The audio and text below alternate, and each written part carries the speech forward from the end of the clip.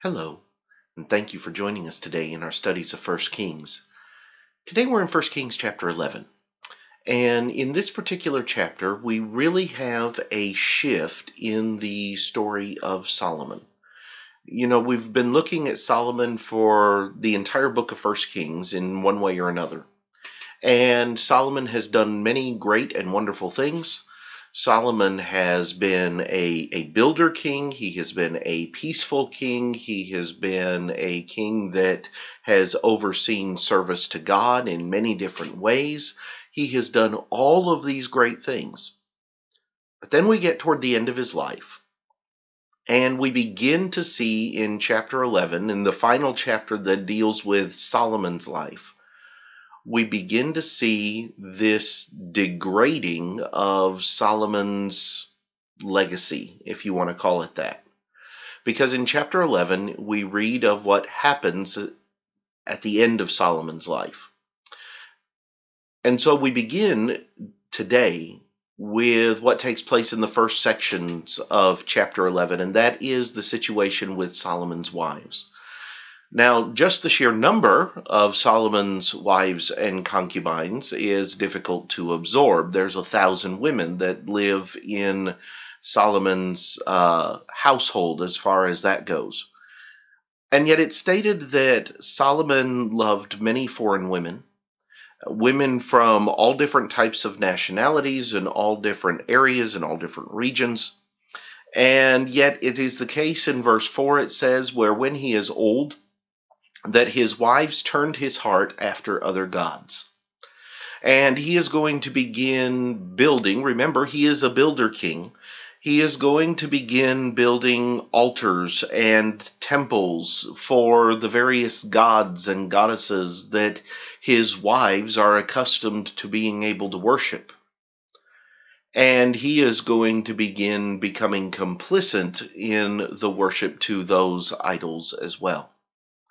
Now, if you recall, on two different occasions previously, when God appeared to Solomon, he told him and he warned him about what it was that would happen if he turned his heart away from him, if he refused to follow him wholly or completely in the things that he does. And yet, Solomon, in his old age, forgets or simply ignores because he is more enamored with his women than he is with his service to God.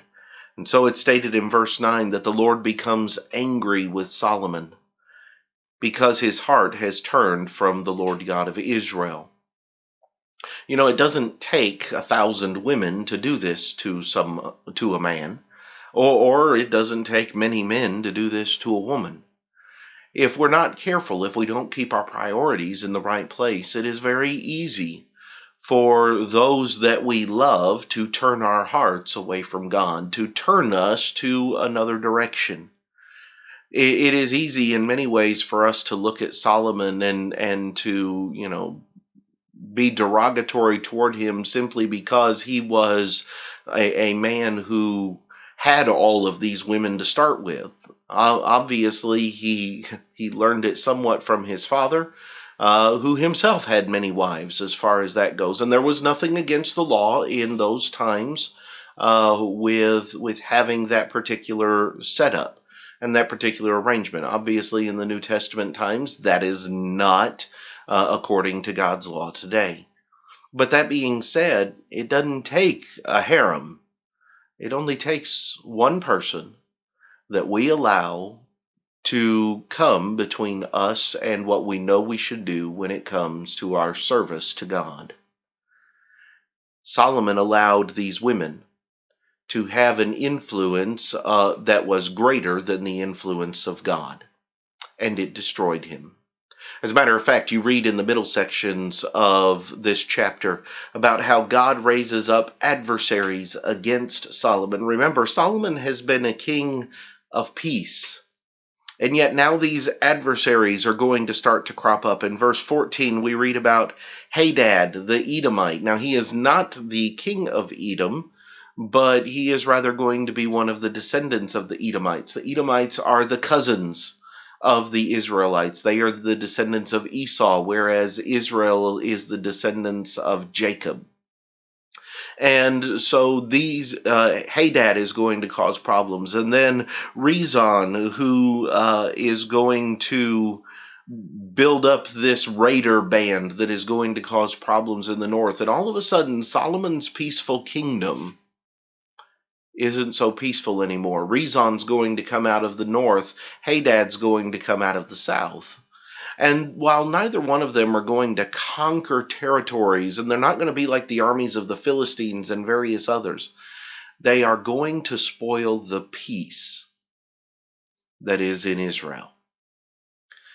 And yet it's all because Solomon turned his back on his duties to God. And he broke his promises which he had made to God. And the final straw in all of it is going to be at the hands of Jeroboam. At the end of the chapter, God is going to select Jeroboam for a promise. And that promise, as it's going to be delivered by the prophet Ahijah, is going to be this: that when Solomon's son sits on the throne, Jeroboam is going to receive the largest portion of the people of Israel. He is going to pull the kingdom from out of Solomon's hands and the hands of his descendants. Now, he's not going to pull the whole kingdom away, but he is going to pull a major chunk of it. But I want you to notice, and I want you to keep in mind as we get into chapter 12 especially, I want you to keep in mind the promise that God makes to Jeroboam beginning in verse number 35. He says, I will take the kingdom out of his son's hand and give it to you, 10 tribes, and to his son I will give 1 tribe, that my servant David may always have a lamp before me in Jerusalem, the city which I have chosen for myself to put my name there.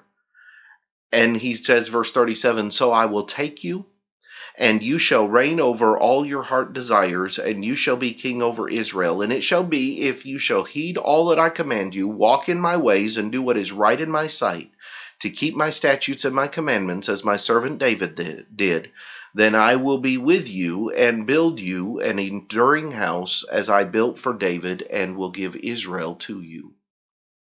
If you will be faithful to me, if you will keep my commandments, I will be with you. It's the same promise he made to David. It's the same promise that he made to Solomon, but here he's going to give it to Jeroboam.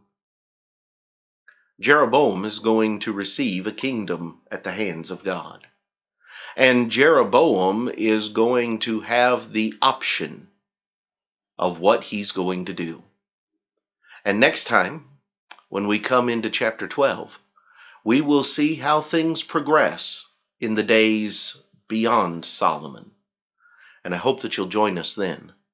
But here, as we see the end of Solomon's life, we see a man that, for all the good that he did, overshadowed it by forgetting God in the end. We don't know where everything falls. There are many who believe that Ecclesiastes is written at the very end of Solomon's life, and that very well may be the case, because it is obvious that it is written by an older Solomon. But the fact of the matter is, we don't know exactly where everything falls into place in that chronology. We do know Solomon made some very troubling mistakes. And that tells us that it's possible for anyone, if we're not watching, if we're not being careful, if we're not paying attention, to follow that same path. I hope these things have been beneficial to you. Thank you for joining us today. And until next time, have a great day.